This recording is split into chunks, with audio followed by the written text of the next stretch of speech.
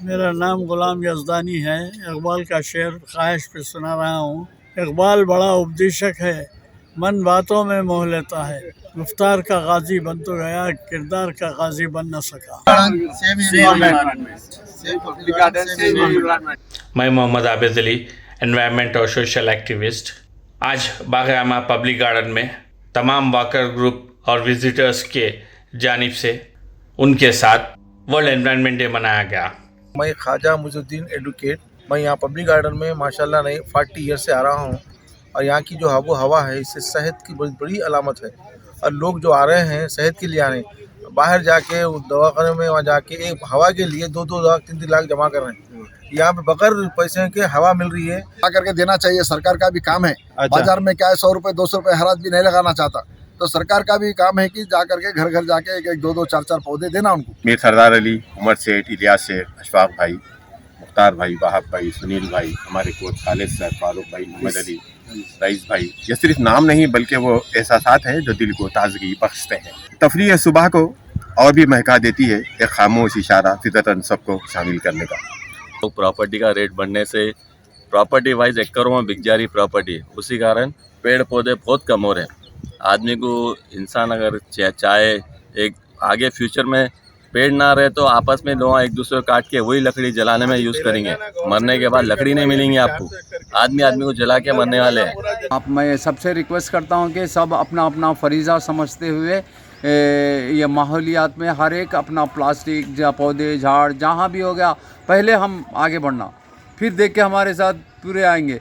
तो हर कोई ये फ़र्ज़ समझे कि हम आगे बढ़ना, हम ये नहीं करना कि वो नहीं बोला, इन्हें बोला, उन्हें करते, इन्हें करते, गवर्नमेंट करती, इन करती, वो नहीं। बस देखो आप अपने से आगे बढ़ो, आपके पीछे कारवां लिखेगा कि सब लोग यहाँ पर आएँ, अपने आप को सेहतमंद रखें और आगे आने वाले समय में जो ऑक्सीजन लेवल यहाँ पे कम हो रहा है उसका एक ही तरीका है कि यहाँ पे झाड़ों की कमी और ये झाड़ कट रहे हैं, तो हमको जो है उससे इन्वायरमेंट को बचाना है। पब्लिक गार्डन के अंदर तामीरत कामा हो रहे थे, उस सिलसिले में एजाने साहब यहाँ के पब्लिक गार्डन वाकर्स की तरफ से हाई कोर्ट में रिट डाला गया और रिट अलाउ हुआ कि डायरेक्शन दिया गया गवर्नमेंट को, यहाँ के डायरेक्टर को, कि कोई नई इमारत नहीं होना चाहिए और जो है कि पब्लिक गार्डन के लिए वाकई के लिए रखना चाहिए।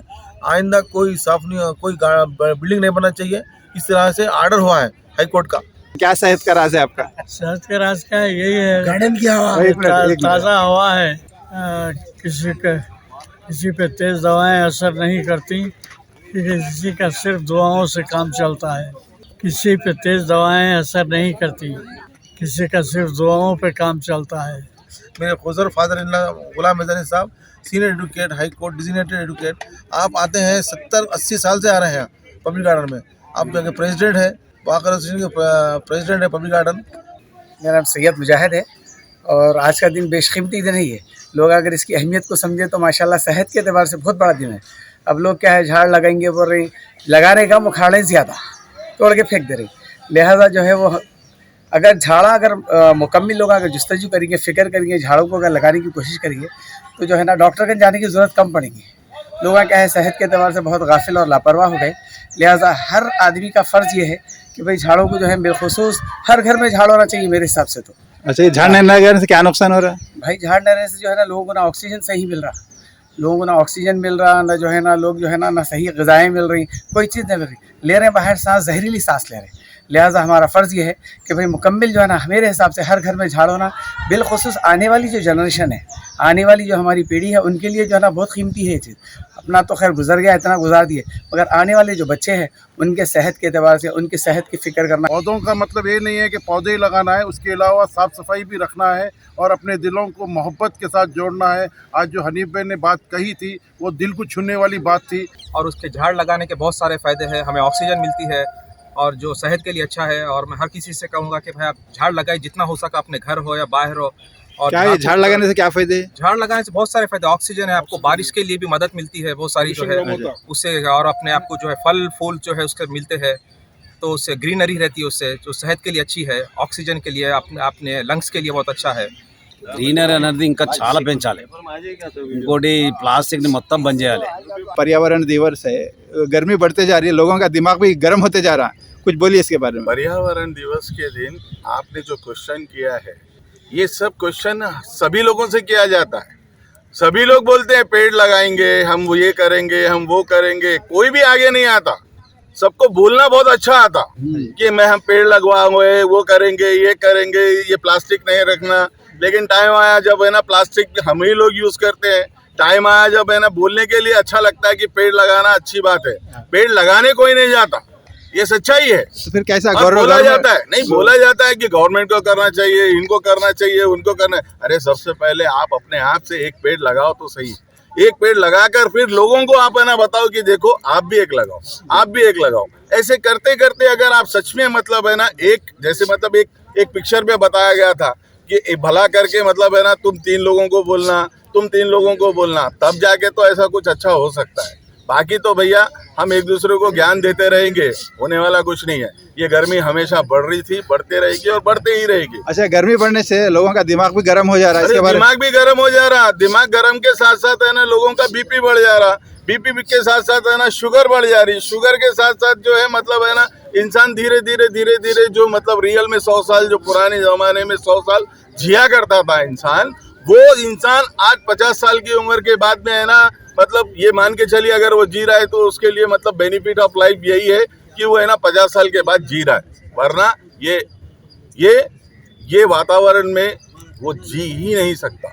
अब ये सोल्यूशन कैसा होगा इसका? सॉल्यूशन हमको अपने आप से करना पड़ता है। हमको इस जगह पे जैसे हम लोग पब्लिक गार्डन आते हैं, अपने शरीर की तरफ ध्यान देते हैं, तब जाके है ना हमको मतलब है ना मतलब यहाँ जीने का आनंद आता है। कई लोगों से हम लोग मिलते हैं और यहाँ पर ऑक्सीजन जो हमको मिलती है वो हमारे घर में नहीं मिल सकती। यही मैसेज देना चाहूंगी सबको कि पानी बचाइए, जीवन बचाइए। ये दिन का हमारे जिंदगी में बहुत ही इम्पोर्टेंस है। Save earth by growing more and more trees, इससे अच्छा एनवायरनमेंट बनता है। केसीआर गवर्नमेंट की तरफ से हुआ था, तो उसकी वजह से काफ़ी लोग लाखों पौधे लगाए थे और उसकी वजह से ग्रीनरी बहुत बड़ी हैदराबाद में। जी मैं शबाना बोल रही हूँ, पब्लिक गार्डन से बात कर रहे हैं और हम यहाँ सब जमा हुए हैं इस चीज़ के लिए कि आप लोग यहाँ पर आ रहे हैं या प्लास्टिक है या बॉटल्स है तो प्लीज़ यहाँ पे मत फेंकें और डस्टबिन में डालें, क्योंकि हमारा काम है हम यहाँ सफाई रखें, क्योंकि हमारा गार्डन है, हम यहाँ पे घूमने आते हैं और हमें यहाँ पे ताज़ी हवा मिलती है। तो इसलिए मैं चाहती हूँ कि मतलब हम सब इस चीज़ का ख्याल रखें। आज एनवायरनमेंट डे का स्लोगन ये है कि भाई आज हम ये नो प्लास्टिक जोन मना रहे हैं आज, क्योंकि हम प्लास्टिक को अवॉइड करना चाहिए।